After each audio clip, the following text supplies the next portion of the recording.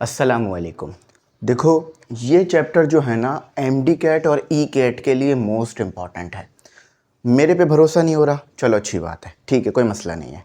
आप पास पेपर उठाओ, अपने टीचर से पूछो, चैट जीपीटी से पूछो, गूगल से पूछो कि यार ये सर ने पढ़ाया था मैग्नेटिक फील्ड और कहा था इंपॉर्टेंट है एमडी कैट और ई कैट के लिए, क्या है या नहीं, खुद बात समझ आ जाएगी। आगे जितने भी चैप्टर आ रहे हैं ना, मैग्नेटिक इंडक्शन और इस तरह से जनरेटर और दूसरे जो चैप्टर्स आने वाले हैं, उनके अंदर इसके कॉन्सेप्ट इतने ज़्यादा शामिल हैं कि अगर ये छोड़ा तो वो 4-5 चैप्टर आप भूल जाओ। सिर्फ ये चैप्टर छोड़ोगे, आगे के मसले मसाइल शुरू हो जाएंगे। ये बिल्कुल बेसिक है मैग्नेटिक फील्ड की, कहाँ से मैग्नेटिक फील्ड शुरू हो रही है और कहाँ तक जा रही है, सब इसके अंदर शामिल है। छोड़ना मत इसे, वरना मुश्किल होगी। अच्छा, बहुत सारे बच्चों को मैं बार बार कह चुका हूँ, देखो आप उन बच्चों से बात करो जो टॉपर्स हैं, जिन्होंने एमडी कैट पास किया है या ई कैट पास किया है। उनसे पूछो कि क्या आप नोट्स बनाते थे, हमारे टीचर ने कहा है बनाओ। अगर वो बोले हाँ बनाते थे तो बनाना, वरना छोड़ देना। अगर आपको मेरी बात पे भरोसा नहीं हो रहा तो इसलिए कह रहा हूँ, वेरिफिकेशन कर लिया करो मेरी बात की ना, ताकि भरोसा हो जाए। तो देखो, जो भी मैं लिखवा रहा हूँ एक एक चीज़ अपने पास लिखो। सुनने से काम नहीं होगा, आप दिन में हज़ारों चीज़ें सुनते हो, ज़्यादा याद नहीं रख पाते, लेकिन जो चीज़ लिख लेते हो तो उसको याद रखना ज़्यादा आसान हो जाता है और वो ज़्यादा याद रहती है। तो जो छोटी छोटी चीज़ें मैंने लिखी हैं, लेक्चर सुनते रहो, समझते रहो, लिखते रहो। यकीन मानो जब पेपर का टाइम आएगा ना, आप बस अपनी कॉपी खोलोगे, रिवीजन करोगे। देखो मैंने भी लिख रखा है, पूरी कॉपी भर रखी है, प्रैक्टिस से लिख कर पूरी कॉपी भर रखी है, ठीक है। तो ये मेरा क्वेश्चन पेपर था जो गिर गया है। तो आप लोग क्लिक ज़रूर लेना, कौन कौन से टॉपिक पढ़ेंगे, बराबर में चलना है। और अगर एमी इंग्लिश सेंटर के साथ अपने एमडी कैट और ई कैट की तैयारी करना चाह रहे हो तो इसकी फ़ीस है 4,500 रुपये, ठीक है, पूरे साल के लिए। अगर आपने किसी और ग्रुप में ऐड हो, कहीं और टीचर से पढ़ रहे हो, ऑनलाइन ऑफलाइन, तो कोई मसला नहीं है, फिर भी ऐड हो सकते हो। अब इधर फ़ायदा पता है क्या है, हम रोज़ 9 बजे आपको टेस्ट देते हैं, रोज़ 9 बजे डेली, मुख्तलिफ सब्जेक्ट्स के। तो जब रोज़ प्रैक्टिस करोगे, रोज़ टेस्ट आएंगे ना, यकीन मानो आपको पता चल जाएगा आपकी तैयारी कितनी है। अगर हमारे टेस्ट पास कर रहे हो ना, तो एमडी कैट ई कैट तो ईजिली पास कर लोगे। सही है, चलो स्टार्ट लेते हैं। अच्छा, अब आते हैं मैग्नेटिक फील्ड। देखो मैग्नेटिक फील्ड ये कह के मैं बता दूं कि भाई अगर आपके पास एक मैग्नेट है, उसके इर्द गिर्द मैग्नेटिक फील्ड होगी, तो ये तो आपको पहले से ही पता है बात, है ना। या अगर ये कह दूं कि अगर एक कंडक्टर है, उस कंडक्टर के अंदर करंट मूव कर रहा है, भाई देखो एक कंडक्टर है और कंडक्टर के अंदर करंट भी है, तो उसके इर्द गिर्द भी मैग्नेटिक फील्ड होगी। लेकिन मज़ा नहीं आएगा आपको, बोलोगे सर फील नहीं आया, कॉन्सेप्ट का फील लो, ठीक है। देखो स्टार्ट कहाँ से लेते हैं, सब कुछ यहाँ पर जो शुरू हो रहा है ना, वो इलेक्ट्रॉन से शुरू होता है। समझो ये आपके पास एक इलेक्ट्रॉन है, नेगेटिव चार्ज, ठीक है, ये इलेक्ट्रॉन है। अब इलेक्ट्रॉन अभी रेस्ट में है, अभी हम कहाँ देख रहे हैं, इलेक्ट्रॉन को रेस्ट में देख रहे हैं, ठीक है। इधर बनाते हैं, सही से समझना। अगर ये वाली बात समझ आई ना, आगे सारी चीज़ें देखो पूरी फील आएगी कॉन्सेप्ट का। ये रेस्ट में है, ठीक है, तो रेस्ट में है यानी रेस्ट का मतलब मोशन नहीं कर रहा। तो अभी इसके पास क्या होगी, जब ये रेस्ट में होगा ना, अभी इसके पास सिर्फ इलेक्ट्रिक फील्ड होगी। यहां जरा देखो, इलेक्ट्रिक फील्ड होगी। ये सारी की सारी इलेक्ट्रिक फील्ड किस डायरेक्शन में होगी, इनवर्ट होगी, ठीक है। आपको पता है ना, अगर पॉजिटिव चार्ज होता है तो फील्ड आउटवर्ड होती है, और अगर नेगेटिव चार्ज तो फील्ड इनवर्ट। सही है, ये इलेक्ट्रॉन था, इसको आप ऐसे भी बनाते हो, ऐसे भी बनाते हो, सही है। अभी इसके पास क्या है, जस्ट इलेक्ट्रिक फील्ड है। क्यों, क्योंकि ये अभी रेस्ट में है। अब मैंने क्या किया, मैंने कहा यार ये रेस्ट में ना रहे, ये मोशन करे। मैंने करा कि यार ये रेस्ट में ना रहे, ये मोशन करे।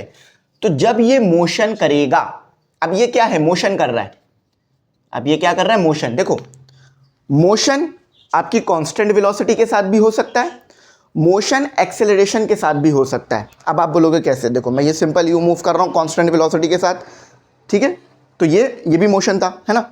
अब मैं ऐसे मूव कर रहा हूँ, कभी तेज़ हो रहा हूँ, कभी हल्के हो रहा हूँ, तो ये एक्सेलरेशन थी, ये भी मोशन था, है ना। तो जब आपका इलेक्ट्रॉन जो है वो मोशन करेगा, जब आपका इलेक्ट्रॉन क्या करेगा, जब आपका इलेक्ट्रॉन जो है वो मोशन करेगा, अभी किस में है, ये मोशन में आ गया। तो जब ये मोशन करेगा तो अब इसके पास क्या होगा, अब इसके पास इलेक्ट्रिक फील्ड भी होगी एंड मैग्नेटिक फील्ड भी होगी। बात क्लियर हुई, मैग्नेटिक फील्ड कैसे आई, समझ में आया। तो जब एक कंडक्टर होता है, उस कंडक्टर के अंदर क्या चीज़ मोशन कर रही होती है, इलेक्ट्रॉन्स। भाई देखो चार्ज फ्लो कर रहा होता है ना। क्या पढ़ा है फॉर्मूला करंट का, करंट का फॉर्मूला यही पढ़ा होगा ना आपने, आपने करंट का फॉर्मूला यही पढ़ा होगा ना, I = Q/T, यानी चार्ज मूव कर रहा है। अब यहाँ चार्ज क्या है, यहाँ चार्ज है बच्चों इलेक्ट्रॉन। कंडक्टर के अंदर इलेक्ट्रॉन मौजूद हैं कंडक्शन बैंड के अंदर, तो वो मूव कर रहे हैं जिसकी वजह से करंट आ रहा है। कॉन्सेप्ट का क्लियर हुआ, फील आया, बात समझ आई ना। अब ये चीज़ पहले बताना, जब भी किसी को मैग्नेटिक फील्ड के बारे में बताओ ना, ये चीज़ बताना, वो बोलेगा वाह यार आपके तो कॉन्सेप्ट क्लियर है, ठीक है समझ में आ गई। अच्छा याद रखना, ये चीज़ लिख लो, ये भी बड़ी इंपॉर्टेंट है कि इलेक्ट्रिक फील्ड और मैग्नेटिक फील्ड एक दूसरे के आपस में परपेंडिकुलर होगी। यानी अगर इलेक्ट्रिक फील्ड इस डायरेक्शन में है तो मैग्नेटिक फील्ड इस डायरेक्शन में या इस डायरेक्शन में, और ये यूं करके निकल रही होंगी एक दूसरे से बाहर की तरफ। सही है, ये याद रखना। आपने फिजिक्स वाला के ये एक वीडियो वायरल भी हुई थी, आपने देखा होगा, उसमें वो बता रहे थे कि इलेक्ट्रिक फील्ड मैग्नेटिक फील्ड किस तरह निकलती है आपस में। ठीक है, ये बात समझ आ गई। अब सब इसी से रिलेटेड है। अच्छा देखो, आपको मैग्नेटिक फील्ड सिर्फ इस तरह से नहीं मिलेगी, ये तो एक तरीका है, ये भी सही तरीका है, कोई गलत तरीका नहीं है, ये भी सही तरीका है कि आपके पास जो इलेक्ट्रिक फील्ड आ रही है वो आ रही है इलेक्ट्रॉन की मोशन की वजह से या चार्ज की मोशन की वजह से, ये भी सही तरीका है, कोई गलत बात नहीं है, सही है। लेकिन अगर आपके पास एक परमानेंट मैग्नेट है, एक फेरो मैग्नेट है या एक परमानेंट मैग्नेट है, उस परमानेंट मैग्नेट के इर्द गिर्द भी मैग्नेटिक फील्ड होगी, ठीक है, समझ रहे हो, उसमें भी चार्जेस की इन्वॉल्व है, उसमें भी चार्जेस इन्वॉल्व हैं या सब एटॉमिक लेवल पे मोशन हो रही है, और डोमेन और उसके अंदर जो मैग्नेटिक मूवमेंट मौजूद है उस चीज़ की वजह से परमानेंट मैग्नेट बन रहा है। लेकिन आपका जो टॉपिक है वो परमानेंट मैग्नेट नहीं है, अभी आपका टॉपिक मैग्नेटिक फील्ड है। तो ये समझो, मैग्नेटिक फील्ड दो वजह से आपको मिल रही है, एक तो परमानेंट मैग्नेट, फॉर एग्जाम्पल ये परमानेंट मैग्नेट है, इसके इर्द गिर्द मैग्नेटिक फील्ड होगी। अच्छा अब समझो ये इलेक्ट्रॉन है, ये मोशन कर रहा है, तो भी इसके इर्द गिर्द मैग्नेटिक फील्ड होगी, रुका हुआ होगा तो नहीं होगी मैग्नेटिक फील्ड। हाँ यहाँ मैंने लिखा हुआ है, रेस्ट में कोई मैग्नेटिक फील्ड थी नहीं थी, जब मोशन किया तो ही मैग्नेटिक फील्ड आई। बात क्लियर, कॉन्सेप्ट क्लियर, समझ आ गई बात, ठीक है। अब आगे चलते हैं, आगे की थोड़ी सी चीज़ों को मज़ीद क्लेरिफाई कर लेते हैं, मज़ीद अच्छी तरह समझ लेते हैं। देखो, और मैग्नेटिक फील्ड को पता करने के आपके पास बहुत सारे तरीके हैं, आप कंपास से पता कर सकते हो और बहुत सारी चीज़ों से पता कर सकते हो। तो चलो पढ़ लेते हैं, उसके बाद फिर आगे के टॉपिक पे चलते हैं। An area around a permanent magnet, एक परमानेंट मैग्नेट है, उसके इर्द गिर्द अगर एरिया है तो वहां पर क्या मौजूद होगी, मैग्नेट है ना, देखो ये मैग्नेट है, ये मैग्नेट है, अगर मैं यहां पे चेक करूं तो कोई फील्ड मुझे महसूस हो रही है, वो फील्ड कौन सी है, वो मैग्नेटिक फील्ड है, सही है। अच्छा एक तरीका तो ये हो गया। अच्छा उसके बाद भी हमारे पास एक तरीका है अ करंट कैरिंग, और एक तरीके से एक तरीका यह है कि परमानेंट मैग्नेट की वजह से मैग्नेटिक फील्ड आ जाए, और दूसरा तरीका यह है कि कंडक्टर, एक करंट कैरिंग कंडक्टर है, उसकी वजह से मैग्नेटिक फील्ड आ जाए, ठीक है। मैग्नेटिक फोर्स लिखा हुआ या मैग्नेटिक फील्ड लिख लो या फोर्स लिख लो, एक ही बात है, ठीक है। अच्छा magnetic field can be generate, magnetic field को दो तरीके से जनरेट किया जा सकता है, एक परमानेंट मैग्नेट की मदद से, एक परमानेंट मैग्नेट ले आओ उसके इर्द गिर्द मैग्नेटिक फील्ड जैसे मैंने आपको बताया, या एक करंट कैरिंग कंडक्टर ले आओ जिसमें इलेक्ट्रॉन मूव कर रहे होंगे, उसके इर्द गिर्द मैग्नेटिक फील्ड। बात क्लियर, कॉन्सेप्ट समझ आ गया, ठीक है। अच्छा अब हम चलते हैं अपने मज़ीद फर्दर, और मज़ीद चीज़ों को जो है वो समझ लेते हैं और मज़ीद बात को जो है वो क्लियर कर लेते हैं। अच्छा अब आपका जो कंडक्टर है ना, कंडक्टर वो एक एक्सटर्नल मैग्नेटिक फील्ड में रखा हुआ है। सिनेरियो समझो क्या है, एक परमानेंट मैग्नेट आपने रखा, उस परमानेंट मैग्नेट की वजह से एक मैग्नेटिक फील्ड आ रही है, सही है, उस मैग्नेटिक फील्ड में लाकर आपने कंडक्टर रख दिया, अभी कंडक्टर में करंट नहीं है, जस्ट कंडक्टर है, ठीक है। अभी मैग्नेटिक फील्ड इसमें से पास हो रही है, इसके अंदर कोई मैग्नेटिक फील्ड नहीं है। फिर समझो, देखो ये वाला केस है, ये वाला केस है, आपके पास एक मैग्नेटिक फील्ड मौजूद है। अच्छा अब मैग्नेटिक फील्ड की डायरेक्शन बता दूं, याद रखना मैग्नेटिक फील्ड की डायरेक्शन एक बहुत इंपॉर्टेंट टॉपिक है, अगर उसको आपने सही से अंडरस्टैंड नहीं किया तो आपको मुश्किल होगी, सही है। अच्छा जब भी समझो हमारे पास ये एक एरो है, एक तीर है, एक तीर है, ठीक है, एक तीर है, तीर इसी तरह का देखा होगा ना आपने एरो को, हाँ सही है, इसी तरह देखा होगा। अब अगर तीर आपकी तरफ आ रहा है तो आपको क्या नजर आएगा, आपको नजर आएगा डॉट, ठीक है, डॉट, आपको डॉट। अब डॉट जब भी बनाया जाएगा बोर्ड के ऊपर, इसका मतलब क्या है, मैग्नेटिक फील्ड की direction out of the paper है, समझ रहे हो। तो आउट ऑफ नहीं कहेंगे, आउटवर्ड कहेंगे, आउटवर्ड। मैग्नेटिक फील्ड की डायरेक्शन क्या है, आउट ऑफ द पेपर, या चलो आउट ऑफ द पेपर ही लिख लो, ये ज़्यादा अच्छा रहेगा, आउट ऑफ द पेपर, ठीक है। बात क्लियर हुई, आउट ऑफ द पेपर है, यानी समझ समझ लो, ये मैग्नेटिक फील्ड की डायरेक्शन बता रहा है आपको, मैग्नेटिक फील्ड की डायरेक्शन बता रहा है ये तीर। तो जब ये तीर आपकी तरफ आ रहा होगा, इसका मतलब है आपको एरो नज़र आ रहा होगा। चलो इससे देखो, ये देखो क्या नज़र आ रहा है, एरो नज़र आ रहा है, सही से देखो, एरो नज़र आ रहा है ना, एरो नज़र आ रहा है। अच्छा, अब यही तीर उसकी तरफ जा रहा है, बोर्ड की तरफ, क्या नज़र आ रहा है, क्रॉस नज़र आ रहा है, ये चीज़ नज़र आएगी आपको, ये क्रॉस होगा, ठीक है। तो into the paper, into the paper, ठीक है, पेपर। तो इस तरह से डायरेक्शन बनी हुई होगी, इस तरह से डायरेक्शन बनी हुई आपको नजर आएगी, इस तरह से डायरेक्शन बनी हुई आपको नजर आएगी। तो अभी मैंने क्या बनाया है, इनटू द पेपर या आउट ऑफ द पेपर, बेशक अभी मैंने बनाया है इनटू द पेपर, ठीक है, अभी मैंने बनाया है इनटू द पेपर, यानी जो मैग्नेटिक फील्ड है वो पेपर के अंदर जा रही है, बोर्ड के अंदर जा रही है, सही है। और ये क्या रखा हुआ है, ये आपके पास रखा हुआ है कंडक्टर, कंडक्टर, ठीक है, ये आपका क्या कंडक्टर, और ये है आपका फॉर्मूला। अभी इस फॉर्मूले को मैं डिफाइन करता हूं, टेंशन ना लो। अब क्या होता है, अब इसके अंदर करंट फ्लो करना शुरू करता है। करंट की डायरेक्शन, मैग्नेटिक फील्ड की डायरेक्शन मोस्ट इंपॉर्टेंट है, उसी की मदद से फोर्स की डायरेक्शन मिलेगी आपको, सही है। और यहां भी एक और कंडक्टर है, यहां भी एक और कंडक्टर है, इसमें से भी मैग्नेटिक फील्ड पास हो रही है। मसला क्या है, यहां पर करंट की डायरेक्शन ऊपर है, अब पता है ना, आप करंट की डायरेक्शन ऊपर की तरफ नीचे की तरफ ले सकते हो, सही है।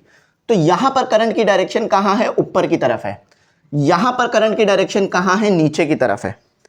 यानी इस वाले कंडक्टर में करंट ऊपर की तरफ फ्लो कर रहा है, इस वाले कंडक्टर में नीचे की तरफ फ्लो कर रहा है। अब देखो डायरेक्शन के चेंज होने से क्या होगा, कितना फर्क पड़ेगा। अब वैसे तो फ्लेमिंग लेफ्ट हैंड रूल मुझे आपको उधर पढ़ाना था, लेकिन अब ये कंडक्टर आ गया तो यहां समझो। अब होगा क्या, टॉपिक क्या है हमारा, कि हमारा एक करंट कैरिंग कंडक्टर रखा हुआ है मैग्नेटिक फील्ड में। देखो, magnetic force on a current carrying conductor, यानी एक कंडक्टर है जिसमें करंट फ्लो कर रहा है, उस कंडक्टर को मैग्नेटिक फील्ड में रख दिया है। अब ये कंडक्टर मूव कर रहा है, मूव क्यों कर रहा है, मैग्नेटिक फोर्स की वजह से। अब वही मैग्नेटिक फोर्स हमने निकालनी है, ठीक है। ये एफ, ये है मैग्नेटिक फोर्स, ये आपका है मैग्नेटिक फोर्स, ठीक है, यही आपका है मैग्नेटिक फोर्स। अब देखो होता क्या, अब लो फ्लेमिंग लेफ्ट हैंड रूल, ये तीन चीजें आपकी मोस्ट इंपॉर्टेंट है, याद रखना। ये जो इंडेक्स फिंगर है हमेशा मैग्नेटिक फील्ड की डायरेक्शन में होगी, इंडेक्स फिंगर कहां रखना है, मैग्नेटिक फील्ड की डायरेक्शन में। मिडल फिंगर कहां रखनी है, करंट की डायरेक्शन में। थंब क्या बताएगा, फोर्स, कि आपका कंडक्टर इस तरफ मूव करेगा या उस तरफ मूव करेगा। देखो मैग्नेटिक फील्ड किस तरफ है, पेपर के अंदर, तो मिडल फिंगर को पेपर की तरफ कर दिया या बोर्ड की तरफ कर दिया। करंट की डायरेक्शन क्या है, ऊपर की तरफ, करंट की डायरेक्शन ऊपर की तरफ कर दी। फोर्स क्या है, उस तरफ जा रहा है, यानी आपका कंडक्टर इस तरफ मूव करेगा, आपका कंडक्टर इस तरफ मूव करेगा, ऐसे, ठीक है, आपका कंडक्टर ऐसे मूव करेगा। मैं जरा इसको सही कर देता हूं, आपका कंडक्टर इस तरफ मूव कर जाएगा। जब तक कंडक्टर के अंदर करंट नहीं होगा वो कोई मूव नहीं करेगा, वो जैसा है वैसा ही रहेगा। लेकिन जैसे ही कंडक्टर के अंदर करंट आएगा, कंडक्टर जो है वो मेरी तरफ आ जाएगा, सही है। अच्छा, अब हमने क्या कर दिया, करंट की डायरेक्शन चेंज कर दी, अभी भी लेफ्ट हैंड रूल ही लगेगा। करंट की डायरेक्शन नीचे की तरफ कर दी, मैग्नेटिक फील्ड अभी भी बोर्ड के अंदर है, करंट नीचे की तरफ आ गया। तो अब देखो फोर्स किस तरफ आ गई, इस तरफ, करके चेक करो, अपनी कॉपी पे बनाओ, इस तरह, ये आ गई मैग्नेटिक फील्ड की डायरेक्शन। करंट किस तरफ है, नीचे की तरफ है, फिंगर नीचे की तरफ कर लो, मिडिल फिंगर नीचे की तरफ, फोर्स इस तरफ मिल गई। तो यानी अब आपका कंडक्टर किस तरफ मूव करेगा, अब आपका कंडक्टर इस तरफ मूव करेगा। बात क्लियर हुई, कॉन्सेप्ट समझ में आया, बस यही समझाना था। इसी को कहते हैं हम, ये जो मैंने हाथ के मदद से आपको डायरेक्शन बताई, उल्टा हाथ था तो इसलिए लेफ्ट हैंड हो गया। रूल क्यों था, क्योंकि ये फोर्स की डायरेक्शन बता रहा है, ये थंब जो है वो फोर्स बताता है। तो समझ क्या आया कि जब भी हम किसी कंडक्टर को मैग्नेटिक फील्ड के अंदर रखेंगे, एक्सटर्नल मैग्नेटिक फील्ड, देखो दो मैग्नेटिक फील्ड हैं, एक मैग्नेटिक फील्ड हमारे पास आ रही है कंडक्टर की वजह से। अच्छा, अब सिर्फ कंडक्टर की मैग्नेटिक फील्ड को समझ लो, क्योंकि अभी तक हमने वो नहीं समझा है। तो मैग्नेटिक फील्ड ऑफ कंडक्टर, क्योंकि देखो आपको कैसे पता चला कि यार ये दोनों ने क्यों ये कंडक्टर मूव क्यों किया? देखो एक फील्ड थी एक्सटर्नल जो कि आपने मैग्नेट लगाया था, एक और मैग्नेट लगाया था, उसकी वजह से आई। एक और मैग्नेटिक फील्ड भी थी जो कंडक्टर में आई करंट फ्लो करने की वजह से, उसको समझो। देखो जब आपका कंडक्टर उसमें से करंट फ्लो करेगा तो उसमें आएगी magnetic field, magnetic field on conductor. अभी हमने यहाँ समझा ना। अब कंडक्टर में मैग्नेटिक फील्ड क्यों आ रही है ये समझो। देखो कंडक्टर में फ्लो कर रहा है करंट, करंट फ्लो कर रहा है, इसका मतलब इलेक्ट्रॉन फ्लो कर रहा है ना। अभी मैंने बताया ना इलेक्ट्रॉन जब मूव करेंगे तो आएगा आपके पास मैग्नेटिक फील्ड। अब ये ऊपर की तरफ मूव कर रहे हैं, अपवर्ड डायरेक्शन में, अपवर्ड डायरेक्शन में मूव कर रहे हैं इलेक्ट्रॉन्स। अब मैग्नेटिक फील्ड की डायरेक्शन क्या होगी ये देख लेते हैं। देखो आप समझो ये कंडक्टर है, इलेक्ट्रॉन ऊपर की तरफ मूव कर रहे हैं। आप क्या करो, देखो लेफ्ट हैंड रूल अलग है, उसको इसमें मिक्स नहीं करना, ये राइट हैंड रूल है, ये मैग्नेटिक फील्ड की डायरेक्शन बताएगा जस्ट। देखो आपने क्या किया, आपने कंडक्टर लिया, कंडक्टर में आपको पता चल गया करंट ऊपर की तरफ है डायरेक्शन, आपने थंब को जिस डायरेक्शन में करंट है उस डायरेक्शन में थंब रखा। मैं फिर कह रहा हूँ राइट लेफ्ट हैंड रूल के साथ मर्च नहीं करो, वो बिल्कुल अलग है। तो आपने क्या किया, थंब को ऊपर की तरफ कर दिया। अब आपकी उंगलियां किस तरफ घूम रही हैं, इस तरफ, यानी करंट की डायरेक्शन क्या है, करंट की डायरेक्शन है एंटी क्लॉकवाइज, इस तरफ है। देखो ये है करंट की डायरेक्शन, सॉरी मैग्नेटिक फील्ड की डायरेक्शन। मैग्नेटिक फील्ड की डायरेक्शन क्या है, इस तरफ है, इस तरफ यूं है, यानी मैग्नेटिक फील्ड की डायरेक्शन क्या है, यूं चेक करो, इस तरफ एंटी क्लॉकवाइज है, ये इस तरफ है मैग्नेटिक फील्ड की डायरेक्शन, ऐसे ही बना सकते हो, इस तरफ है मैग्नेटिक फील्ड की डायरेक्शन, एंटी क्लॉकवाइज है जब करंट ऊपर की तरफ जा रहा है। अच्छा अब करंट नीचे की तरफ आ रहा है, अब करंट नीचे की तरफ आ रहा है, अब आप बताओ डायरेक्शन क्या होगी। अब ज़रा सोचो, अब इलेक्ट्रॉन नीचे की तरफ, करंट नीचे की तरफ है, करंट की डायरेक्शन नीचे की तरफ है, तो अब मैग्नेटिक फील्ड किस डायरेक्शन में होगी। देखो पकड़ो फिर से कंडक्टर को पकड़ो, ये कंडक्टर पकड़ा, करंट की डायरेक्शन नीचे की तरफ है तो थंब नीचे की तरफ आना चाहिए, यानी अब क्लॉकवाइज डायरेक्शन में है। देखो ये क्लॉकवाइज होता है ना, ये क्लॉकवाइज होता है, ठीक है, तो अब क्लॉकवाइज डायरेक्शन है, अब क्लॉकवाइज डायरेक्शन है, ठीक है, बात समझ आया। तो एक मैग्नेटिक फील्ड आई कंडक्टर के अंदर, किस वजह से, इलेक्ट्रॉन और करंट के फ्लो करने की वजह से। एक magnetic field I external magnet की वजह से जो आपने बाहर रखा हुआ है, ठीक है। तो दोनों मैग्नेटिक फील्ड आपस में मिली तो जिसकी वजह से करंट, वो जो कंडक्टर है वो थोड़ा सा मूव करा। समझ में आया कैसे हुआ। तो चलो अब एक और बार इसको रिव्यू करते हैं फिर आगे चलते हैं। जब आप कंडक्टर को रखोगे एक्सटर्नल मैग्नेटिक फील्ड में और कंडक्टर में कोई भी करंट नहीं होगा तो कंडक्टर की कोई मोशन नहीं होगी, लेकिन जैसे ही कंडक्टर के अंदर आप करंट मूव कराओगे तो कंडक्टर के अंदर भी मैग्नेटिक फील्ड आ जाएगी और एक्सटर्नल मैग्नेटिक फील्ड, दोनों आपस में फील्ड्स मिलेंगी। दोनों फील्ड के मिलने की वजह से क्या होगा, दोनों फील्ड के मिलने की वजह से कंडक्टर मूव करेगा और डायरेक्शन क्या होगी वो आप लेफ्ट हैंड रूल की मदद से निकाल सकते हो। मैग्नेटिक फील्ड की डायरेक्शन क्या है वो आपको पता चल रही है, ठीक है, पेपर के अंदर है। ये एक्सटर्नल मैग्नेटिक फील्ड की डायरेक्शन थी और ये कंडक्टर के अंदर जो मैग्नेटिक फील्ड की डायरेक्शन है। दो मैग्नेटिक फील्ड है, एक एक्सटर्नल मैग्नेटिक फील्ड है, ये एक्सटर्नल मैग्नेटिक फील्ड है, मैग्नेटिक फील्ड को बी से लिखते हैं। ये कंडक्टर की मैग्नेटिक फील्ड है, कंडक्टर मैग्नेटिक फील्ड बी, सही है, बी बना रहा हूँ, बी का मतलब फील्ड होता है, इसको बी से लिखते हैं मैग्नेटिक फील्ड को। क्लियर हो गया कॉन्सेप्ट। चलो अब फोर्स निकालनी है, जो फोर्स आ रही है, क्योंकि देखो ये मोशन करा है ना इसने, मोशन कैसे कर लिया, खुद ही, फोर्स की वजह से किया होगा, ऑब्वियस है। तो अब वो फोर्स कैसे निकलेगी, उस फोर्स के लिए फॉर्मूला है F = ILB sin theta. I मतलब जो करंट मूव कर रहा है कंडक्टर में से वो, ये, अच्छा, L मतलब लेंथ, कंडक्टर की लेंथ क्या है ये देख लो, ये कंडक्टर ही रखा हुआ है ना मैंने इसके अंदर, ये लेंथ, जितनी ज्यादा लेंथ होगी उतनी ज्यादा फोर्स होगी, जितना ज्यादा करंट होगा उतनी ज्यादा फोर्स होगी। मैग्नेटिक फील्ड, ये जो एक्सटर्नल मैग्नेटिक फील्ड अप्लाई करी है, ये जो एक्सटर्नल, देखो इसको इंटरनल, कंडक्टर की मैग्नेटिक फील्ड का है मैंने, तो इसको एक काम करो सिर्फ मैग्नेटिक फील्ड लिख लो वरना आप कंफ्यूज हो जाओगे। मैग्नेटिक फील्ड F, ठीक है। ये मैग्नेटिक फील्ड क्या है, जो एक्सटर्नल मैग्नेटिक फील्ड आपने अप्लाई की है। एक्सटर्नल मैग्नेटिक फील्ड जितनी ज्यादा होगी उतनी ज्यादा फोर्स आएगी, और साइन थीटा यानी परपेंडिकुलर। देखो करंट ऊपर की डायरेक्शन में था, है ना, मैग्नेटिक फील्ड अंदर की डायरेक्शन में थी, दोनों एक दूसरे के कहते हैं परपेंडिकुलर, है ना, देखो ना परपेंडिकुलर है, चाहे नीचे की डायरेक्शन में भी कर लो तो भी परपेंडिकुलर रहेंगे।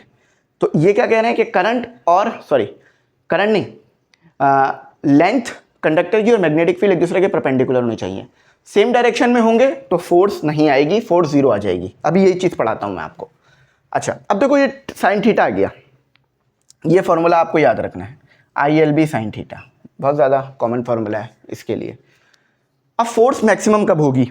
जब करंट और मैग्नेटिक फील्ड की डायरेक्शन, जब करंट यानी जो कंडक्टर है वो और मैग्नेटिक फील्ड एक दूसरे के परपेंडिकुलर होंगे। यानी अगर साइन थीटा जो है आपके पास वो 90 आएगा, 90 आने से साइन 90 क्या होता है? 1। तो F is equal to ILB। तो मैक्सिमम फोर्स कब होगी? जब करंट, मतलब जिस कंडक्टर में करंट है, कंडक्टर और मैग्नेटिक फील्ड एक दूसरे के परपेंडिकुलर हो।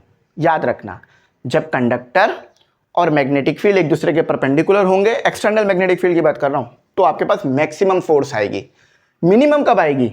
जब कंडक्टर की जो लेंथ है, यानी जो कंडक्टर है और मैग्नेटिक फील्ड दोनों सेम डायरेक्शन में चले जाएंगे। यानी एंगल कितना होना चाहिए? देखो सेम डायरेक्शन में है, इसका मतलब एंगल 0। तो साइन 0 आएगा। साइन 0 कब आता है? जब यहाँ आप 90 रखोगे, यहाँ आप 90 रखोगे तो यहाँ 1 मिलेगा आपको, सही है। और जब यहाँ 0 रखोगे तो यहाँ आपको 0 मिलेगा। तो F is equal to 0। Minimum कब आएगा? जब आपके पास कंडक्टर और मैग्नेटिक फील्ड दोनों एक ही डायरेक्शन में हो। तो आई होप यहाँ तक आपको बात समझ में आ गई हो। मैंने बहुत डिटेल में ले जाके समझाया है, एक एक कॉन्सेप्ट इसका क्लियर कराया है। अब आगे के टॉपिक्स को करते हैं। तो स्टूडेंट अब फर्दर आगे चलते हैं और मज़ीद टॉपिक्स को समझते हैं, और ये टॉपिक भी मोस्ट इंपॉर्टेंट है, ठीक है। अब आगे हमारे पास मैग्नेटिक फ्लक्स। देखो मैग्नेटिक फ्लक्स क्या है, सिंपल याद रखो। जब मैग्नेटिक फील्ड लाइंस किसी एरिया में से पास हो रही होती हैं ना, तो उसे हम कहते हैं मैग्नेटिक फ्लक्स। चलो इधर आओ समझो। देखो यार, आपके पास जो है वो एक मैग्नेट मौजूद है, मैग्नेट का नॉर्थ पोल है, ठीक है, और यहाँ मैग्नेट का साउथ पोल है, ठीक है। यहाँ बीच में मैं रख देता हूँ पेपर, एक पेपर रख देता हूँ बीच में। अगर मैं पेपर रखूँगा तो पेपर रखने से क्या होगा, ये नॉर्थ और साउथ पोल में जो से लाइनें हैं, फॉर एग्जांपल अभी 1 मिनट बस, मुझे 1 सेकंड दो। हाँ ये ठीक है, ये क्या है, नॉर्थ पोल, इसके पीछे होगा साउथ पोल, ठीक है। ये है साउथ पोल, इसके पीछे होगा नॉर्थ पोल, सही। अब क्या होगा, यहाँ से मैग्नेटिक फील्ड लाइंस निकलेंगी। वैसे ये स्ट्रेट नहीं होती, लेकिन मैं अभी स्ट्रेट बना रहा हूँ ताकि आपको बात समझ में आए। ये इस तरह से जा रही होती है, ठीक है। तो ये जो मैग्नेटिक फील्ड लाइंस पास हो रही हैं हमारे एरिया में से, इसी को हम कहते हैं मैग्नेटिक फ्लक्स। देखो ना, मैग्नेटिक फील्ड लाइन है ना, आपने इलेक्ट्रिक फ्लक्स पढ़ा होगा, वहाँ इलेक्ट्रिक फील्ड लाइंस पास हो रही होती हैं। तो मैग्नेटिक फ्लक्स क्या है, कितनी नंबर ऑफ लाइंस पास हो रही हैं हमारे एरिया में से जो कि हमने रखा हुआ है, इसी को कहते हैं मैग्नेटिक फ्लक्स। थोड़ा सा एक्सपेरिमेंटली भी समझ लो। फॉर एग्जांपल मैं ये खड़ा हुआ हूँ, ठीक है, मेरे सामने एक मैग्नेट रखा हुआ है, उसका नॉर्थ पोल रखा हुआ है। तो नॉर्थ से फील्ड निकलेगी, साउथ की तरफ जाएगी, यानी मुझ में से निकल के जाएगी ना, मुझ में से फील्ड्स निकल के जाएंगी। तो उस सिचुएशन में क्या होगा, मेरे में से मैग्नेटिक फील्ड पास होगी। तो मेरे में से कितनी मैग्नेटिक फील्ड पास हो रही है, इसी को हम कह रहे हैं मैग्नेटिक फ्लक्स। अच्छा, अब एक कॉन्सेप्ट समझ लो यहाँ पर, जो कि आगे अभी मैं यूज़ करूँगा, तो फिर आप लोगों को ना वो मुश्किल करेगा। वो कॉन्सेप्ट है एरिया का। इस तरह कर लेते हैं, परपेंडिकुलर रख लेना। वो कॉन्सेप्ट है एरिया का। ये आपके पास आ गया एरिया। देखो कॉपी से समझो, ये आपके पास है सरफेस एरिया, है ना, ये आपके पास है पूरा सरफेस एरिया।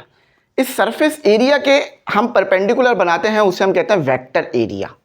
समझ रहे हो? देखो ये क्या है, ये सरफेस एरिया है, और ये जो परपेंडिकुलर लाइन बनाई जा रही है, ये आपके पास जो है वो वेक्टर है, आपके पास ये वेक्टर है, ठीक है। तो वेक्टर एरिया और सरफेस एरिया, इसमें फ़र्क रखना। ये जो है आपके पास, इसकी कितनी जो है वो एरिया है, ये सरफेस एरिया है। इसके परपेंडिकुलर जो एक हमने लाइन बनाई है, ताकि हम इसकी डायरेक्शन को पता कर सकें। इसकी डायरेक्शन पता करनी है ना, तो डायरेक्शन इस तरफ है, इस तरफ है, या आपकी तरफ है, तो ये वेक्टर एरिया है, सही है। तो अभी मैं वेक्टर एरिया का जिक्र करूंगा यहाँ पे। तो ये वेक्टर एरिया परपेंडिकुलर बन गया। अब वो परपेंडिकुलर आपको नज़र नहीं आ रहा होगा, क्यों? क्योंकि बोट 2D है, सही। या फिर इसको ऐसे बना लूँ तो शायद आपको परपेंडिकुलर नज़र आए। ये आ गया हमारे पास पेपर, और इसके परपेंडिकुलर जो बना हुआ है 90 पर, 90 के एंगल पर, वो आ गया हमारे पास वेक्टर एरिया। सही है। तो यहाँ पर जो ए है ना, ये हमारे पास वेक्टर एरिया होता है। ठीक है, समझ में आ रहे हो? वेक्टर एरिया, इसे एरिया ही कहते हैं लेकिन ये वेक्टर एरिया हमारे पास होता है। अब देखो, एरिया उस डायरेक्शन में है ना, एरिया उस डायरेक्शन में है, मैग्नेटिक फील्ड भी इसी डायरेक्शन में है, मैग्नेटिक फील्ड भी, तो दोनों के दरमियान एंगल क्या बन रहा है? 0।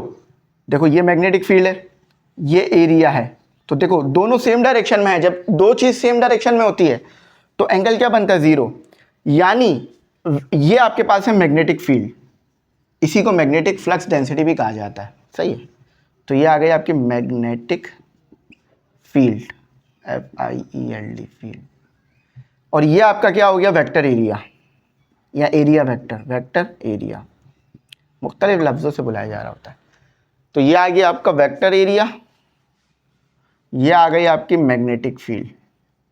ठीक है, तो B.A ये आपके पास होता है मैग्नेटिक फ्लक्स का फॉर्मूला, यानी कितनी मैग्नेटिक फील्ड लाइंस पास हो रही हैं एरिया में से, आपके पास ये कहलाता है मैग्नेटिक फ्लक्स। अब डॉट है, डॉट प्रोडक्ट है ना, तो डॉट को खोलोगे तो कॉस आता है, कॉस थीटा। बात क्या समझ में आई कि अगर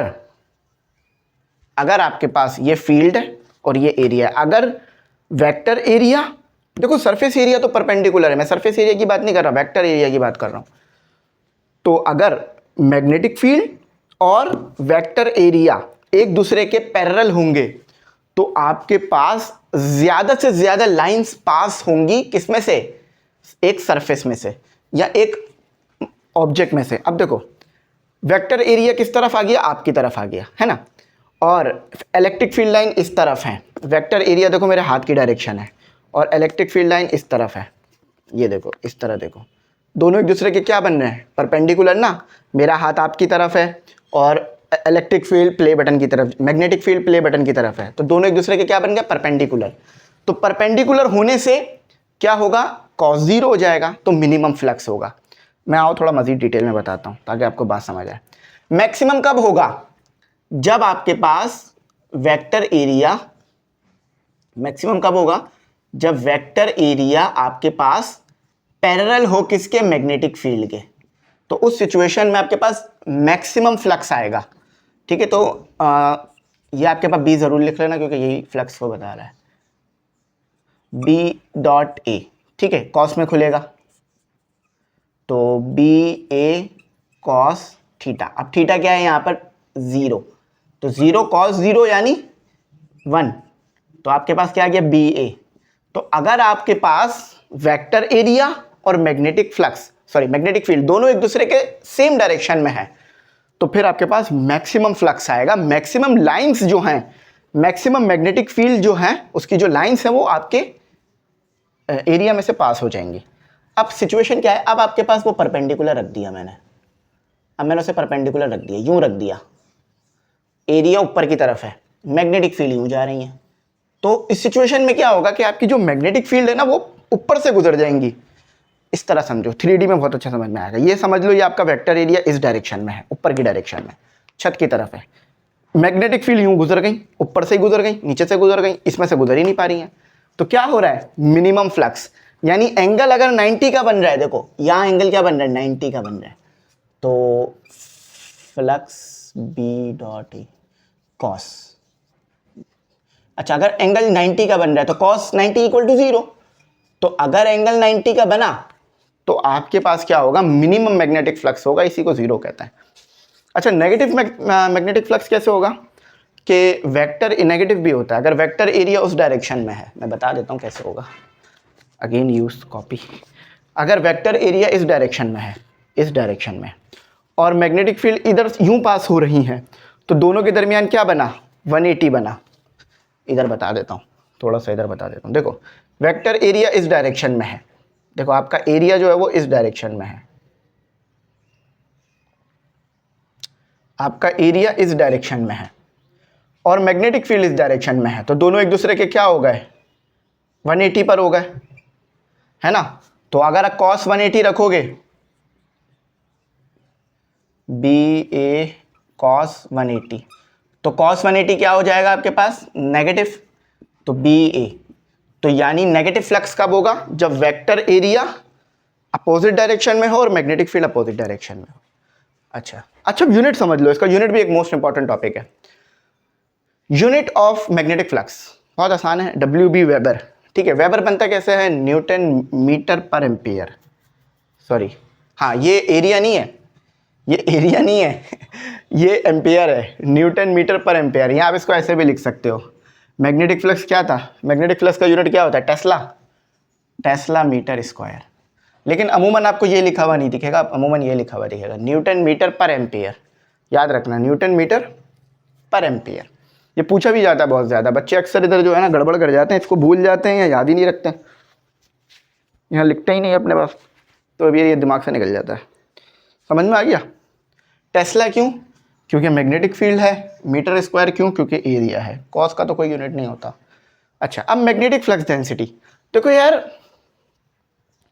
कितनी magnetic field lines particular area में से पास हो रही हैं, इसी को मैग्नेटिक फ्लक्स डेंसिटी कहते हैं।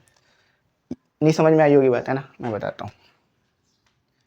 ये आपके पास आ गया, ये क्या आ गया, ये आपके पास एरिया में से मैग्नेटिक फील्ड गुजर रही हैं, जिसे हमने बी कह दिया, सॉरी हाँ बी कह दिया। ठीक है। अच्छा, अब ये पूरा मिलके क्या बना रहे हैं, ये पूरा मिलके फ्लक्स बना रहे हैं और एरिया है इसका ए। अच्छा, अब पर्टिकुलर जगह पर जो पास हो रही हैं लाइंस, उसी को हम कहते हैं मैग्नेटिक फ्लक्स डेंसिटी। सही है, परपेंडिकुलर आपके पास एरिया रखा हुआ है और उसमें से मैग्नेटिक फ्लक्स पास हो रहा है, तो पर्टिकुलर एरिया में से जो पास हो रही है ना आपके पास लाइंस, उसी को हम कहते हैं, एरिया में से डिवाइड कर दिया, इसको कहते हैं फ्लक्स पर यूनिट एरिया।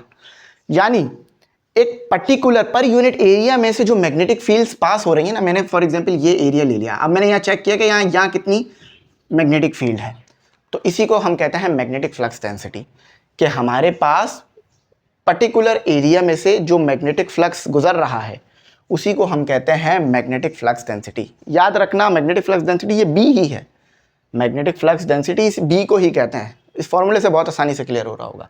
देखो यहाँ लिखा हुआ भी है, द मैग्नेटिक फ्लक्स डेंसिटी, ये तो पढ़ लोगे ना, कोई मुश्किल तो नहीं है ना। The number of magnetic lines of force passing through an area perpendicular to it is called magnetic flux.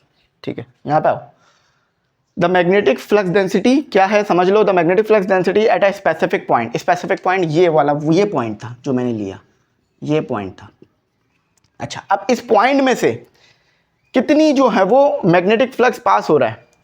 The magnetic flux density at a specific point is the space in space is the force experience. यहाँ पे क्या force experience हो रही है, यहाँ पे क्या field पास हो रही है along the straight conductor carrying unit current. I think ये थोड़ी सी ये डेफिनेशन थोड़ी सी अलग लिखी हुई है। हाँ, ये डेफिनेशन थोड़ी सी अलग है, ये डेफिनेशन जो मैं बता रहा हूँ उसके मुताबिक नहीं आ रही है, लेकिन जो मैं बता रहा हूँ उसके मुताबिक भी याद रख लो, क्योंकि ये फोर्स के हिसाब से चेक कर रहे हैं। देखो होता क्या है कि जब इधर से आपके पास फील्ड पास होगी, ठीक है, अब अगर ये कंडक्टर है, ये जो आपने एरिया रखा ये कंडक्टर है, तो फील्ड पास हो रही है, एरिया कंडक्टर है, एरिया में से भी करंट, जो कंडक्टर है उसमें से भी करंट है, तो फोर्स आएगा ना। तो ये उस चीज़ को एक्सप्लेन कर रहे हैं। तो जो मैंने बताया वो ज़्यादा इजी है कि जो फ्लक्स है आपका परपेंडिकुलर एरिया में से जो पास हो रहा है स्पेसिफिक पॉइंट पर, उसी को हम कहते हैं मैग्नेटिक फ्लक्स डेंसिटी। अक्सर ना बच्चे मैग्नेटिक फ्लक्स डेंसिटी में ना कंफ्यूज हो जाते हैं और वो मैग्नेटिक फ्लक्स डेंसिटी में सिर्फ मैग्नेटिक फ्लक्स देख लेते हैं, डेंसिटी को हटाकर यही चीज़ लिख देते हैं पूरी की पूरी। ऐसा नहीं करना, वो बिल्कुल अलग चीज़ है। मैग्नेटिक फ्लक्स डेंसिटी यानी बी। फिर एक बार और एक्सप्लेन कर रहा हूँ ताकि आपको याद हो जाए ये बात कि यार किसी पर्टिकुलर स्पेस में से जो आपका वेक्टर एरिया है, उस पर्टिकुलर स्पेस में से जो मैग्नेटिक फ्लक्स पास हो रहा है उसको एरिया से डिवाइड कर रहे हो, तो ये आपके पास मैग्नेटिक फ्लक्स डेंसिटी कहलाती है। अच्छा, अब आते हैं एम्पियर लॉ। आसान है, ज़्यादा मुश्किल नहीं है। एम्पियर लॉ आसान चीज़ है। एम्पियर लॉ की एप्लीकेशंस भी होती हैं, लेकिन वो यहाँ पे ज़्यादा इंपॉर्टेंट नहीं होती। एमडी के टिकट में वो बस थोड़ा बहुत पूछ लेते हैं, लेकिन वो इंटर में मोस्ट इंपॉर्टेंट है। एम्पियर लॉ क्या है?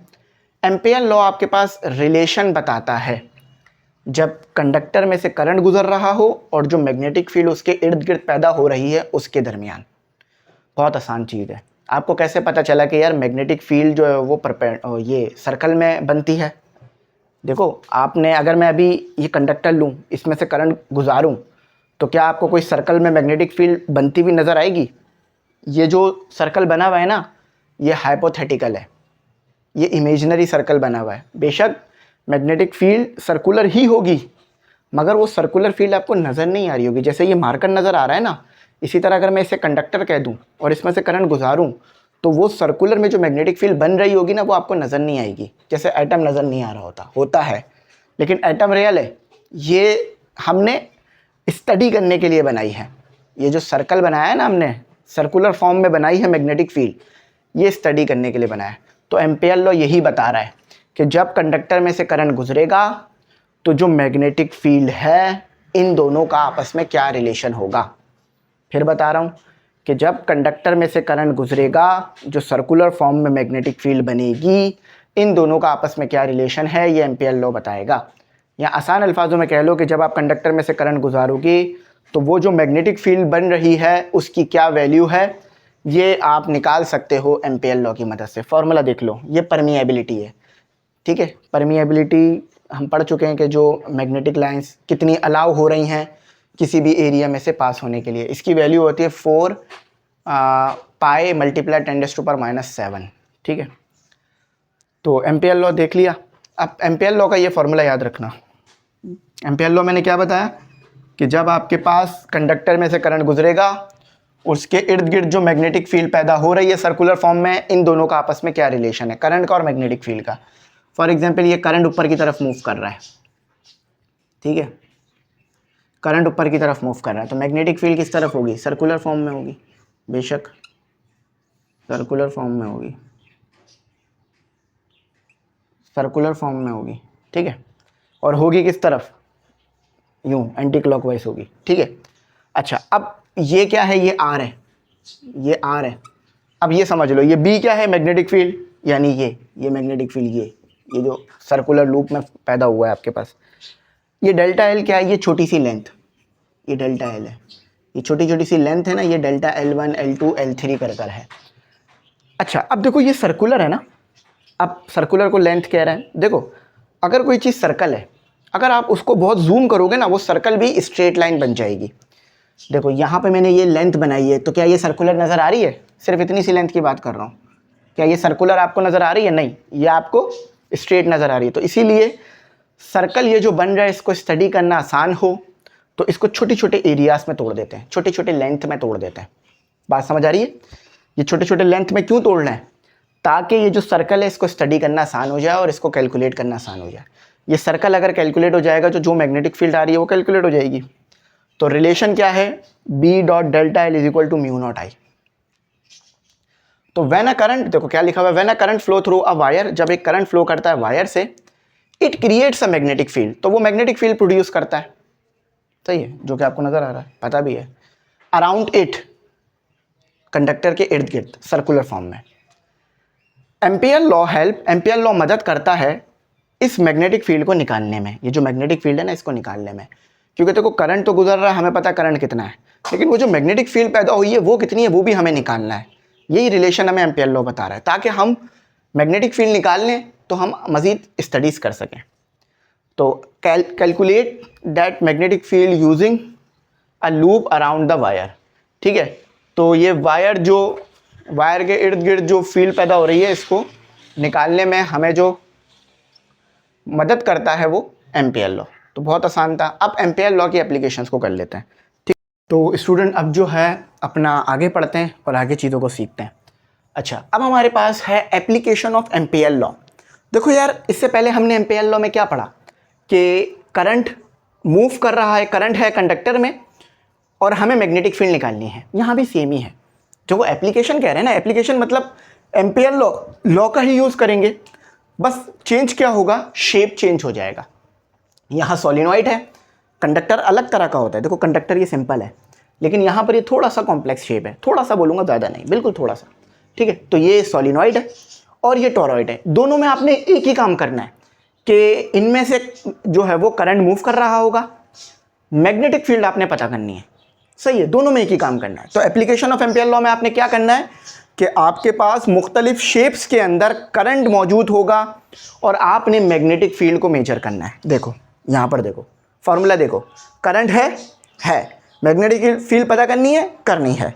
करंट है। मैग्नेटिक फील्ड पता करनी है, करनी है। जब भी तो इसे कह रहे हैं एप्लीकेशन ऑफ एम्पियर लॉ। समझो ना बात को ज़रा, ठीक है। तो चलो समझते हैं, सोलिनॉइड समझते हैं। सोलिनॉइड क्या है? सोलिनॉइड एक ऐसी शेप है जिसमें आपके पास एक सिलेंडर होता है, ठीक है, और उस सिलेंडर के ऊपर वायर लपटा हुआ होता है। बात समझो, सिलेंडर है, लपटा हुआ क्या है? मतलब वाउंड हुआ हुआ है वायर। लपटे का मतलब होता है वायर। अब ये तो मुझे बताने की जरूरत नहीं है ना कि wire just nothing is conductor. Wire एक कंडक्टर ही होता है ना बच्चों। तो आपने क्या करना है, आपने अब मैग्नेटिक फील्ड बतानी है कि अब इधर मैग्नेटिक फील्ड कितनी होगी। Solenoid as a inductor use होता है। इंडक्टर क्या होता है? जो कि मैग्नेटिक एनर्जी को स्टोर करता है। कैपेसिटर इलेक्ट्रिक एनर्जी को स्टोर कर रहा है और ये इंडक्टर मैग्नेटिक एनर्जी को स्टोर करता है। सही है। इसका भी बहुत ज़्यादा यूज़ है इलेक्ट्रॉनिक्स के अंदर। अच्छा, याद रखना ये जो सोलिनॉइड है ना, इसमें ये टर्न्स हैं, 1 2 3 4 5 6, सॉरी 6। अब ये तो 6 हैं, लेकिन इतने नहीं होते, बहुत सारे टर्न्स होते हैं। तो उसे हम बोलते हैं एन। एन का मतलब क्या है? यहाँ पर देखो एन है भी। तो एन का मतलब क्या है? एन का मतलब है नंबर ऑफ टर्न्स, ठीक है, यानी total number of turns. Number of turns सही है, लेकिन यहाँ टोटल का वर्ड भी आएगा। टोटल का वर्ड मोस्ट इंपॉर्टेंट है। टोटल नंबर ऑफ टर्न्स यानी आपने वायर को कितनी बार घुमाया है। एक वायर लिया, 1 टर्न, दूसरा टर्न, तीसरा, चौथा, पांचवा, छठा, सातवां, आठवां, नवां, 10वां, इस तरह टर्न्स कर रहे हैं आप। अच्छा, अब टोटल नंबर ऑफ टर्न्स को टोटल लेंथ, देखो ये लेंथ है, ये लेंथ है। अगर मैं टोटल नंबर ऑफ टर्न्स को लेंथ से डिवाइड करा दूं, देखो मेरे पास टोटल नंबर ऑफ टर्न्स थे 100, लेंथ थी मेरे पास 10 मीटर, तो क्या निकल कर आएगा? Number of turns per unit length. देखो ना, जब आप किसी चीज को डिवाइड कराते हो तो एक इंसान को कितनी मिलेगी वो चीज, ये पता करते हो ना।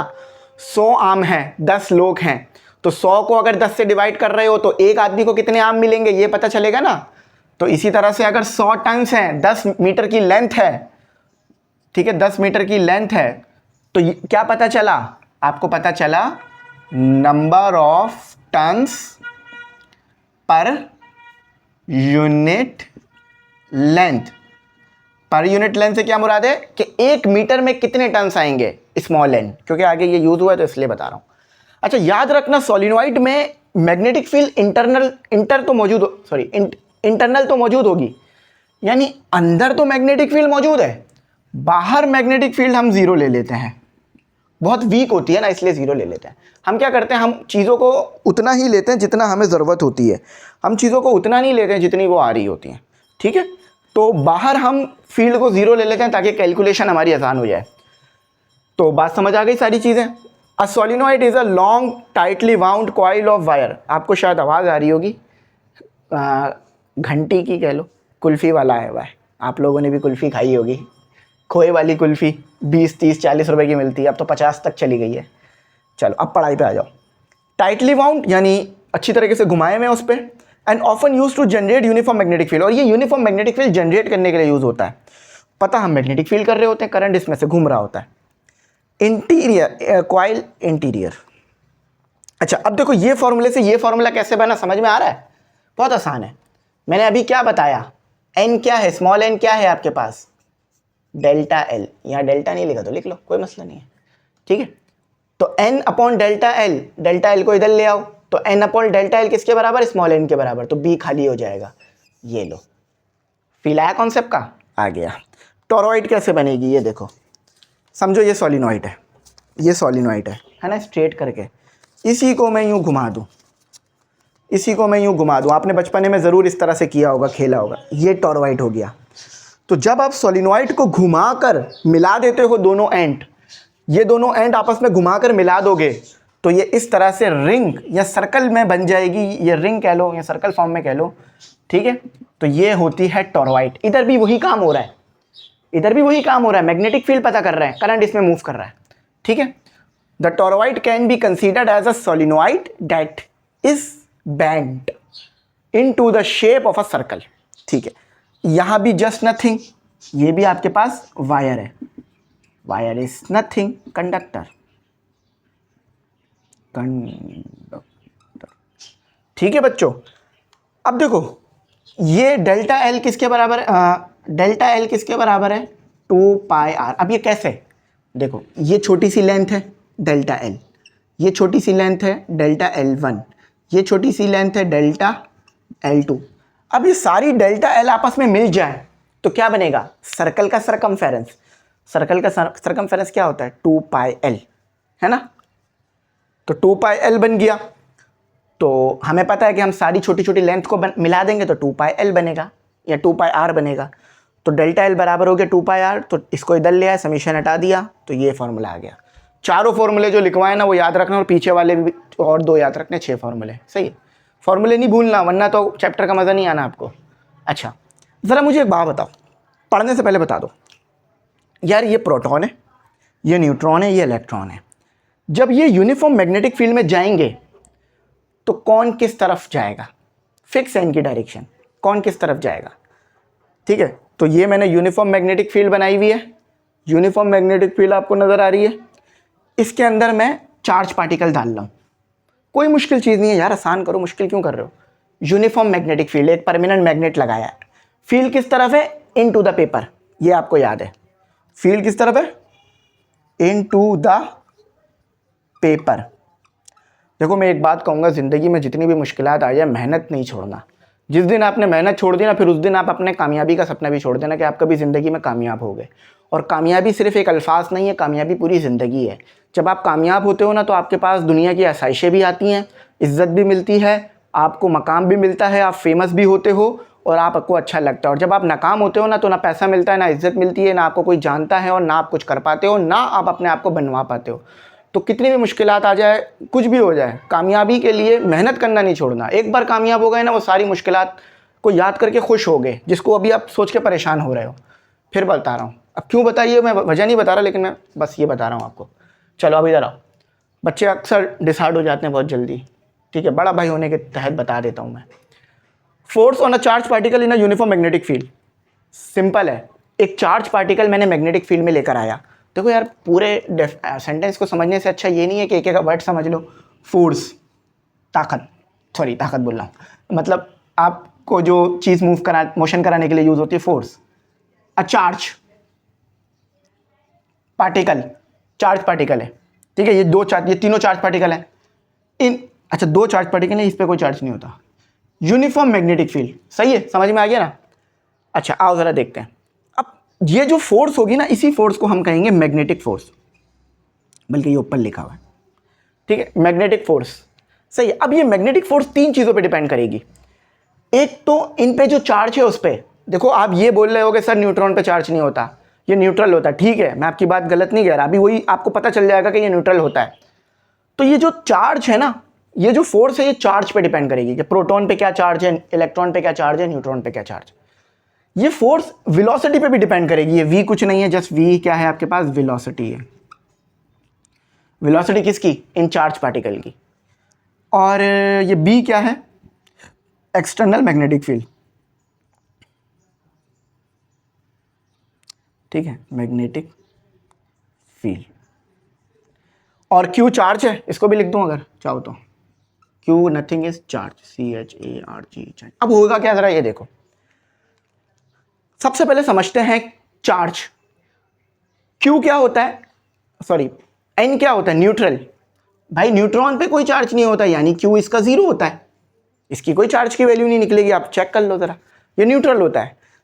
तो जब इसकी चार्ज की वैल्यू नहीं है तो ये क्या हो जाएगा, ये क्या हो जाएगा, F इज इक्वल टू 0। क्या होगा, 0। क्यों, क्योंकि देखो Q की वैल्यू 0 है, तो F is equal to Q 0 है, तो वो V और B खुद ही 0 हो जाना है। तो यानी इसका मतलब क्या है कि जो न्यूट्रॉन है वो स्ट्रेट मूव कर जाएगा, उसको कोई भी फोर्स नहीं लगेगी। किसमें, मैग्नेटिक फील्ड में, क्योंकि इसके ऊपर तो आपके पास है ही नहीं चार्ज, ठीक है। अच्छा अब आ जाते हैं अपना पढ़ने के लिए प्रोटॉन और न्यूट्रॉन को, ठीक है। तो प्रोटॉन और न्यूट्रॉन, अब देखो प्रोटॉन को, देखो प्रोटॉन के साथ क्या होगा। जब प्रोटॉन आपके पास मैग्नेटिक लेफ्ट हैंड रूल लाओ। अब पाम लेफ्ट हैंड रूल है, पाम मतलब ये पाम जो है वो आपको फोर्स की डायरेक्शन बताएगा। देखो पीछे आपके पास क्या था, पीछे आपके पास कंडक्टर था, तो कंडक्टर के लिए Fleming right hand rule use हुआ, वो आपको पता चल गया। अब पाम देखो, पाम रूल क्या होता है, पाम फोर्स की डायरेक्शन बताएगा, अंगूठा नहीं बताएगा। अंगूठा बताएगा आपको वेलोसिटी की डायरेक्शन। ये चारों उंगलियां आपको क्या बताएंगी? मैग्नेटिक फील्ड की डायरेक्शन, यानी जिस डायरेक्शन में मैग्नेटिक फील्ड है आपने उधर इन चारों उंगलियों को करना है। मैग्नेटिक फील्ड कहाँ है? पेपर की तरफ, जब भी मैंने बता दिया था पहले, इनटू द पेपर, पेपर की तरफ है, ठीक है। ये अंगूठा क्या बताएगा? वेलोसिटी। वेलोसिटी क्या है? आगे की तरफ जा रहा है, ठीक है। अब ये ऊपर वाला जो हिस्सा है ये बताएगा प्रोटॉन की डायरेक्शन, नीचे वाला हिस्सा इलेक्ट्रॉन की डायरेक्शन। ऊपर वाला हिस्सा किस तरफ है? देखो मैग्नेटिक फील्ड दोनों के लिए सेम है, प्रोटॉन के लिए भी इलेक्ट्रॉन के लिए भी। वेलोसिटी भी दोनों की सेम है, इलेक्ट्रॉन की भी प्रोटॉन की भी, दोनों सेम डायरेक्शन में जा रहे हैं। मगर प्रोटॉन ऊपर की तरफ जाएगा। ये वाला जो हिस्सा है ना मेरा ऊपर का हाथ, ये मुझे बताएगा कि प्रोटॉन ऊपर की तरफ जाएगा। ये वाली चीज़ प्रोटॉन की डायरेक्शन बताएगी। तो मुझे पता चल गया मेरा प्रोटॉन भाई ऊपर की तरफ निकल जाएगा मैग्नेटिक फील्ड में। क्यों? क्योंकि इसके ऊपर लग रही है मैग्नेटिक फोर्स। क्योंकि देखो क्यों लग रही है मैग्नेटिक फोर्स? एक तो एक्सटर्नल मैग्नेटिक फोर्स है, और दूसरा जब चार्ज मूव करेगा तो इसके अंदर भी मैग्नेटिक फोर्स, मैग्नेटिक फील्ड आएगी। मैग्नेटिक जब चार्ज मूव करेगा तो इसके अंदर भी मैग्नेटिक फील्ड आएगी। शुरू में ही बता दी थी ये बात, है ना। तो एक एक्सटर्नल मैग्नेटिक फील्ड और चार्ज की खुद की मैग्नेटिक फील्ड आपस में इंटरेक्ट करेंगी। इंटरेक्ट करने की वजह से आपका प्रोटॉन ऊपर की तरफ निकलेगा और इलेक्ट्रॉन भाई साहब नीचे की तरफ निकलेंगे। और ये डायरेक्शन हमेशा याद रखनी है, भूलना मत जिंदगी में कभी, ठीक है। और क्यों हो रहा है, क्या हो रहा है, सब बता दिया है। अब इसी बात पे सब्सक्राइब कर देना। चलो आओ इसको पढ़ भी लेते हैं। When a charged particle moves through a uniform magnetic field, जब charge particle uniform magnetic field में जाएगा, इट एक्सपीरियंस अ फोर्स, इसको फोर्स लगेगी, known as the magnetic force, उसी को मैग्नेटिक फोर्स कहेंगे। ये एफ है आपके पास, ठीक है, ये एफ है। अब डायरेक्शन कैसे पता चलेगी? पाम रूल से। ये ऊपर वाली डायरेक्शन प्रोटॉन के लिए, नीचे वाली डायरेक्शन इलेक्ट्रॉन के लिए। ये वाला पाम जो है वो इलेक्ट्रॉन, ये वाला हिस्सा प्रोटॉन, ठीक है। जिस डायरेक्शन में ये आ जाए समझ जो वहाँ प्रोटॉन जाएगा, जिस डायरेक्शन में ये आ जाए, बस आपने मैग्नेटिक फील्ड और वेलोसिटी को सही डायरेक्शन में रखना है। चलो यहाँ तक होगी, आप आगे पढ़ लेते हैं, छोटे मोटे टॉपिक है। तो स्टूडेंट अब जो है मज़ीद कुछ फर्दर छोटे छोटे टॉपिक पढ़ लेते हैं, लेकिन ऐसा नहीं है इंपॉर्टेंट नहीं है, इंपॉर्टेंट है, पूछा जाता है। तो मैंने उतना ही लिखा जितना पूछा जा रहा होता है, सही है। अब आपसे ना charge to mass ratio of electron ये पूछा जाता है, फॉर्मूला पूछ लिया जाता है, या charge to mass ratio of electron की वैल्यू क्या ये भी पूछ ली जाती है। मगर इसकी कंस्ट्रक्शन, वर्किंग, ये सब लॉन्ग में आता है। अगर आप इंटरेस्टेड हो charge to mass ratio of electron को पढ़ने के लिए, तो बस मैं एक टॉपिक ये है जो आपको कहूँगा कि आप देख लो। तो आप लिखना यूट्यूब पे जाके charge to mass ratio of electron, आगे बस आपने क्या लिखना है? ME English centre, ME English centre. तो कम से कम भी ये आधे से ऊपर, आधा घंटे से ऊपर ये टॉपिक मैंने एक्सप्लेन किया है, जिसमें मैंने इसकी वर्किंग, कंस्ट्रक्शन, प्रिंसिपल, इसके पीछे का सारा मेथड आपको बताया। तो अगर आप बहुत डिटेल में जानना चाहो तो वो ज़रूर देख लेना, और अगर याद है आपको कि कैसे ये वर्क करता है तो गुड है, ठीक है। और अभी आपने सेकेंड ईयर पढ़ा ही होगा तो आपको याद भी होगा, ठीक है। और अभी आप फिर पढ़ोगे इसे लॉन्ग के लिए, तो एक बार इस टॉपिक को ज़रूर देखना, क्योंकि ये लॉन्ग के लिए भी इंपॉर्टेंट है और MD के DCAT के लिए भी इंपॉर्टेंट है, ठीक है। फार्मूला इसका हमारे पास ये आता है, इसके और भी फार्मूले निकल कर आ रहे होते हैं, मगर जो बेसिक फार्मूला होता है वो ये होता है, E/m V/RB। ये V जो है वेलोसिटी है, R जो है आपके पास रेडियस बनता है, रेडियस जो बन रहा होता है, और B जो है मैग्नेटिक फील्ड है, जो एक्सटर्नल मैग्नेटिक फील्ड हम अप्लाई करते हैं उस ट्यूब के अंदर, वैक्यूम ट्यूब में। बाकी सारी कैलकुलेशन के बाद ये आता है। अच्छा, किसने पता किया था charge to mass ratio of electron? ये कमेंट सेक्शन में बताओ, ठीक है। T से उसका नाम आता है, इतना बता देता हूँ अब याद आ गया होगा, ठीक है। ये वैल्यू 1.7588 मल्टीप्लाई 10⁻11। अच्छा, अब आ जाते हैं कुछ ऐसे इंस्ट्रूमेंट के ऊपर जो कि यूज़ होते हैं करंट को, वोल्टेज को मेजर करने के लिए। और एक याद रखना, ओम मीटर भी होता है जो रेजिस्टेंस मेजर करता है। एक एवोमीटर होता है जो करंट, वोल्टेज, रेजिस्टेंस तीनों को मेजर कर लेता है। वोल्ट मीटर, वोल्ट मीटर एक ऐसी डिवाइस है जो कि यूज़ होती है वोल्टेज को मेजर करने के लिए, नहीं करंट को मेजर करने के लिए, ठीक है। तो वोल्ट मीटर एक ऐसी डिवाइस है। गर्मियाँ चल रही हैं तो आपको पता है आइसक्रीम वाले आ रहे हैं, अब हम पढ़ा रहे हैं, वरना हमें भी आइसक्रीम खाने का दिल हो रहा है। तो अगर आप ये वीडियो गर्मियों में देख रहे हो तो आइसक्रीम ज़रूर खाना, तबीयत ख़राब ना हो तो, वरना नहीं खाना। अच्छा, तो गैल्वेनोमीटर जो है वो एक ऐसी डिवाइस है जो कि यूज़ होती है करंट को मेजर करने के लिए। मगर याद रखना ये वर्ड जो है वो स्मॉल अमाउंट इलेक्ट्रिक करंट, क्योंकि ये एम मीटर भी करंट मेजर करने के लिए यूज़ होता है। डिफरेंस क्या है? ये लार्ज अमाउंट में यूज़ होता है, ये जब लार्ज अमाउंट में करंट हो तो एम मीटर यूज़ होता है, जब स्मॉल अमाउंट में करंट हो तो फिर जो है वो गैल्वेनोमीटर यूज़ होता है। गैल्वेनोमीटर का प्रिंसिपल समझ लो। गैल्वेनोमीटर की मदद से ही हम एम मीटर और वोल्ट मीटर बनाएंगे। तो प्रिंसिपल जो है ना वो गैल्वेनोमीटर का वो क्या है, इलेक्ट्रोमैग्नेटिक इंडक्शन। अब इसके बारे में मैं अभी कुछ नहीं बताऊंगा क्योंकि इसके बाद वाला पूरा चैप्टर इसी नाम पर है और यही काम करेगा और यही चीज़ बताएगा इलेक्ट्रोमैग्नेटिक इंडक्शन क्या होती है। तो अगला जो वन शॉट है वो इसी पर है, इलेक्ट्रोमैग्नेटिक इंडक्शन पर। सही है, याद रख लो, दिमाग में रख लो, लिख के रख लो कि अगला वन शॉट आपका होगा इलेक्ट्रोमैग्नेटिक इंडक्शन पर। सही है। तो एम मीटर भी जो है वो आपके पास ऐसी डिवाइस है जो लार्ज अमाउंट में करंट को मेजर करने के लिए यूज़ होती है। ठीक है। तो लार्ज अमाउंट में जो करंट को मेजर करने के लिए आपके पास यूज़ हो रही होती है। ठीक है। तो लार्ज अमाउंट में आपके पास करंट को मेजर करने के लिए जो डिवाइस यूज़ होती है वो होती है एम मीटर। अब मैंने बता दिया ना, ये स्मॉल अमाउंट के लिए यूज़ होता है, वो लार्ज। लेकिन गैल्वेनोमीटर का यूज़ करके ही हम बनाते हैं एम मीटर। क्या करते हैं, हम गैल्वेनोमीटर को कनेक्ट कर देते हैं पैरेलल के अंदर लो रेजिस्टेंस के साथ, शंट रेजिस्टेंस के साथ।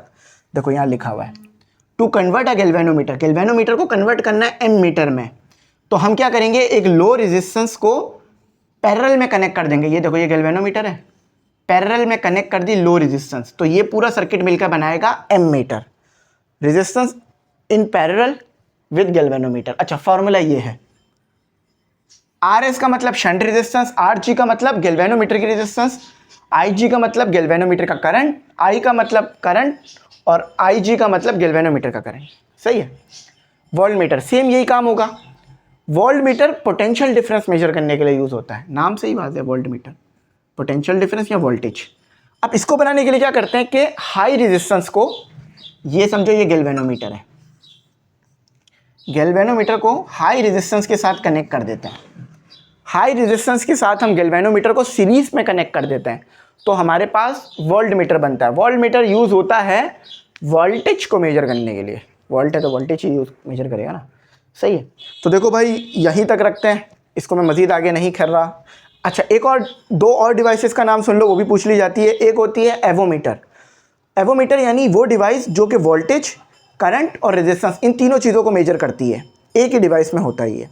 अभी जो आपका ये जो डिजिटल मीटर आते हैं, ये आपके पास जो है वो करंट, वोल्टेज और आपका रेजिस्टेंस, इन तीनों को मेजर कर लेते हैं। बल्कि सीरीज़ और बल्कि ये आपको डीसी और एसी में भी कर देते हैं मेजर। अच्छा, उसके बाद एक होता है आपके पास ओम मीटर। ओम यानी रेजिस्टेंस को मेजर करने वाली डिवाइस। तो इससे ज़्यादा मैं इसको एक्सप्लेन नहीं करूँगा, वरना फिर वो मुझे टॉपिक को पूरा बताना पड़ेगा। तो मैंने वैसे सिर्फ इसी टॉपिक को शॉर्ट किया, बाकी सारे टॉपिक आपको समझाएं, कोई भी टॉपिक शॉर्ट नहीं किया। इसको मैंने इसलिए शॉर्ट किया क्योंकि ये लॉन्ग में पूछा जाता है इंटर में, तो वहाँ बच्चे पढ़ लेते हैं, तो एमटी के टिकट में इनका क्लियर होता है ये टॉपिक। तो आई होप यहाँ तक मेरी बात समझ आई होगी। ये लेक्चर बहुत ज़्यादा इंपॉर्टेंट होते हैं। बेसिक क्लियर हो जाएगी ना, तो फिर हार्ड एमसीक्यूज़ भी सॉल्व कर सकोगे।